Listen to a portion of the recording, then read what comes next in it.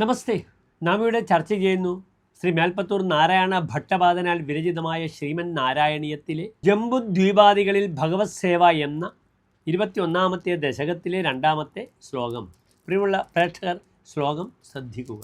ഭദ്രാശ്വനാമക ഇളാവൃതപൂർവവർഷേ ഭദ്രശ്രവോഭിഋഷിഭിർ പരിണൂയമാനം കൽപ്പാന്തഗൂഢനിഗമോദ്ധരണ പ്രവീണം ധ്യായാമി ദേവ ഹയശീർഷതനും ഭവന്തം. ഇനി ശ്ലോകത്തിൻ്റെ പദച്ഛേദം ശ്രദ്ധിക്കുക.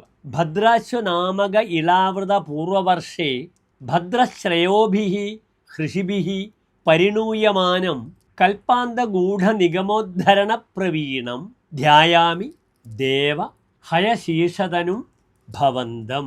ഇനി അടുത്തതായി ശ്ലോകത്തിൻ്റെ അന്വയം ശ്രദ്ധിക്കുക. ഭോ ദേവ ഭദ്രാശുനാമക ഇളാവൃത പൂർവവർഷേ ഭദ്രശ്രവോഭിഃ ഹൃഷിഭിഃ പരിണൂയമാനം കൽപ്പാന്തഗൂഢനിഗമോദ്ധരണ പ്രവീണം ഹയശീർഷതനും ഭവന്തം ധ്യായാമി.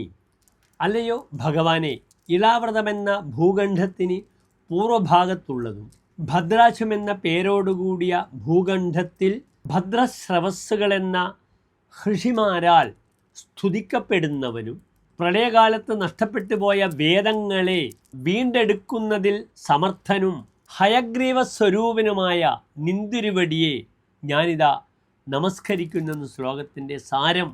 നമസ്തേ.